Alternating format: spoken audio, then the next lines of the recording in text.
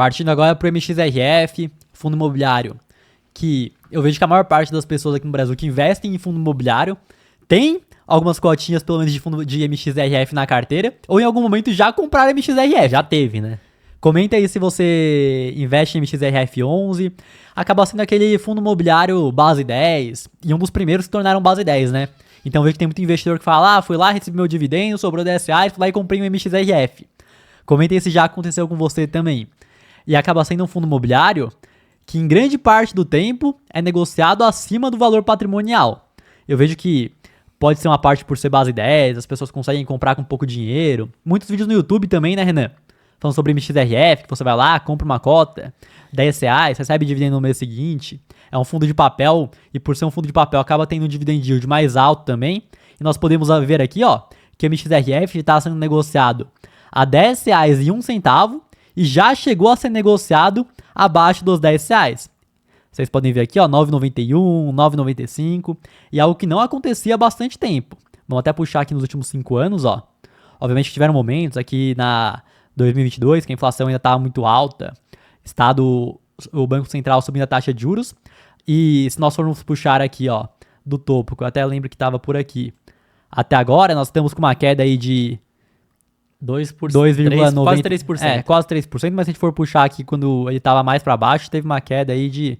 Será que é nos últimos 6 meses ou é no último ano? Não, já esteve mais alta. No último ano. Tá até confundindo aqui, eu falei, não, a queda foi maior que isso aqui, Já chegamos em 10, exato, 10,90, Chegamos em 10,90, comparado com o preço atual, uma queda aí de 8,17%, comparado com o fundo que ele chegou aí, quase passando aí dos 9% de queda. E para fundo imobiliário, né? Acho que esse que acaba sendo um ponto importante. É uma queda, mas eu também vi algumas pessoas comentando da forma errada. Mas caiu só alguns centavinhos. Mas você tem que ver sempre em percentual a queda. Que é falar, só caiu alguns...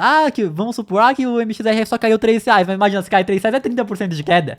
Eu ia falar, você pegou uma meme coin, aí que a meme coin só caiu 0,0001%. Aí vai ver isso daí representa 50%. Então tem que ver sempre em percentual de queda, não que caíram alguns centavos. O cara que, por exemplo, que tem 10 mil MXRFs, caiu 9%, ele vai ter 9% a menos do patrimônio total. Mas enfim, o que aconteceu com ele, que muitas pessoas estavam se questionando. E só para recapitular um pouco mais, para trazer o contexto, o MXRF é um fundo imobiliário que a maior parte do portfólio são CRIs, são dívidas no setor imobiliário. Ele tem uma pequena parte também em outros fundos imobiliários, mas o principal é que ele vai lá, empresta dinheiro, recebe com juros. E nos fundos de papel, o que acaba sendo o maior risco é de calote. Então, a empresa que deve dinheiro para ele, que emitiu esse CRI, não conseguir pagar. Mesma coisa, obviamente que o MXRF fez para a empresa, mas o Matheus foi lá, emprestou dinheiro para mim, aí eu dei calote, não consegui pagar. É isso. E o patrimônio que o fundo possui, por exemplo, aqui no MXRF, vocês conseguem ver que ele tem... Cadê? Descendo um pouco mais aqui. Valor patrimonial por cota, não. Valor patrimonial por cota, não. Cadê? Não, por cota, tá certo. Mesmo. Valor patrimonial por cota, 3 bilhões e 330 milhões. O patrimônio que ele tem são essas dívidas, esse dinheiro que ele tem a receber. E no caso do MXRF, aconteceu um calote. Então deixa eu até abrir o relatório de inicial para mostrar para vocês. Inclusive o próprio MXRF não deixou claro qual que foi o calote, mas o mercado acabou conseguindo entender por conta de outro fundo imobiliário que mostrou que teve esse calote. O MXRF tinha um CRI da mesma empresa. Então descendo um pouco mais aqui nós conseguimos ver o portfólio que o MXRF tem. Então vocês podem ver as dívidas que ele possui, que acaba sendo patrimônio, o dinheiro para quem ele emprestou o dinheiro, é basicamente isso. O dinheiro que ele tem a receber para quem ele emprestou. Então nós podemos ver aqui, que por exemplo, a dívida que ele possui, a maior parte do patrimônio do fundo, são 4,56%. Então é um fundo imobiliário bem diversificado, não tem nenhuma dívida que tenha um percentual muito grande do patrimônio. Porém o que aconteceu foi, deixa eu até procurar aqui, que são tantos... Quer que eu anote aqui, que eu pegue a anotação? É nessa página aqui mesmo. Foi aqui, a Arquiplan. Achou já? Arquiplan. Achei, Que outro fundo imobiliário também tem CRI da Arquiplan, e ela, se eu não me engano, tem recuperação judicial, deu calote, não conseguiu pagar.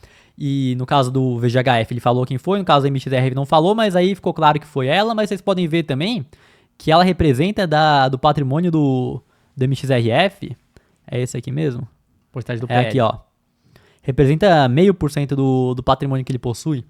Então, o que eu vejo que acontece também, que obviamente tem a variação de mercado, aqui no Brasil a gente está em um cenário pessimista por causa do fiscal, porque o juro vai se manter alto durante mais tempo, tem a variação do mercado normal também, inclusive vários fundos imobiliários também estão caindo, porém eu vejo que também tem o efeito manada, então eles veem, nossa, tá caindo o MXRF, não sei o que vai acontecer, vou vender minha cota, e todo mundo começa a vender e começa a se desvalorizar. Porém eu vejo que o cara que está investindo em fundo imobiliário de papel tem que entender que uma hora ou outra vai ter calote. Não é o primeiro que acontece e obviamente não vai ser o último. E você tem que buscar para fundos imobiliários que tenham uma diversificação muito grande, que tenham CRIs que individualmente cada um deles não representa uma grande porcentagem do patrimônio do fundo e investir tranquilamente. Eu vejo que o problema das pessoas é que muitas investem sem entender o fundamento, sem entender como funciona, que é um fundo imobiliário de papel, que empresta dinheiro, que cada um dos devedores aqui tem, cada um desses CRIs aqui são uma dívida que ele tem a receber desse devedor. E entendendo isso, eu vejo que fica muito mais tranquilo. Não é um fundo imobiliário que comprometeu uma parte muito relevante do patrimônio em uma dívida que não foi paga. Então, acho que o principal é isso. Entende como funciona e entende que tem variação. Foi 0,5%, né? 0,52% de uma das empresas que ele emprestou dinheiro. Então, querendo ou não, a calote é algo que acaba acontecendo uma hora ou outra. Mas aí é aquilo, quanto mais diversificado tá esse fundo imobiliário, quanto menos representa, menor vai ser o impacto pro fundo, né, Matheus? Exato. E outro ponto que eu ia comentar também é que mesmo com essa queda, ele continua sendo negociado acima do valor patrimonial. Então vocês podem ver aqui em cima, que eu até estava mostrando agora há pouco, 1,03. 1,03. Então o que acontece? O que ele tem de patrimônio hoje é esses 3 bilhões 330 milhões. Porém, de acordo com o preço atual da cota. Então a cota está custando aí R$10,01. Nós temos um total de cotas no mercado de 343 mil. Você multiplica, você vê qual que é o valor de mercado que ele está sendo negociado hoje. E obviamente que o valor de mercado que ele está sendo negociado varia a todo momento de acordo com o preço da cota. Sim. Mas vocês podem ver que o valor de mercado está acima do patrimônio que ele tem. Ou seja, a cada cota que você compra, você está pagando mais caro do que tem em patrimônio. E mesmo com essa queda, ele está sendo negociado acima. E dificilmente, né, René? Você vê o MXRF sendo negociado no preço justo ou abaixo do preço. E por quê? Dificilmente. Porque acaba sendo um fundo imobiliário com o maior número de cotistas da Bolsa de Valores. Então, acredito que isso aconteceu recentemente. Número de cotistas, você consegue ver 1 milhão e 100 mil cotistas. Então, acho que pelo fato de muitas pessoas terem o MXRF11 em carteira, é o maior. Em número de cotistas, eu acho que é meio difícil ver o PVP abaixo de 1, por conta de ter muita gente aí investindo. O número de pessoa física é gigantesco, né, Matheus? E não só por conta disso. Eu vejo que é um fundo imobiliário que tem uma constância no pagamento de dividendos, que tem um portfólio sólido. Óbvio que tem outros fundos de papel no mercado que também tem, mas eu vejo que também por ser um fundo queridinho pelas pessoas é difícil, né? Que tá na boca da galera, né? Que tá na boca do pessoal e quando cai a galera já sai comprando. Que tá na boca da galera e acaba segurando, né? Se o negócio dá uma caída e o pessoal já compra, já vem uma pressão compradora, o negócio já se segura, né? Tanto que vocês podem ver que caiu, rapidamente a galera já veio comprando, né? Ó, quando chegou aqui nesse fundo 93, aí a galera já deu uma comprada, né? Comentei, se você tem MXRF11 na carteira, ainda tá caro, o pessoal ainda comentando que tá caro, que pra fundo de papel é uma métrica mais importante mesmo, o PVP. Porque o quanto ele tem de patrimônio não é que um fundo de tijolo, que tem imóveis físicos mesmo, que tem a avaliação anual dos imóveis, que se os imóveis têm mais qualidade, as pessoas estão dispostas a pagar mais caro, mesmo sabendo que o patrimônio do fundo é menos do que você está pagando na cota. Agora, no de papel é fato. Você está mostrando esse número que ele tem de patrimônio, é isso que ele tem, o que você vai receber está atrelado exatamente a isso.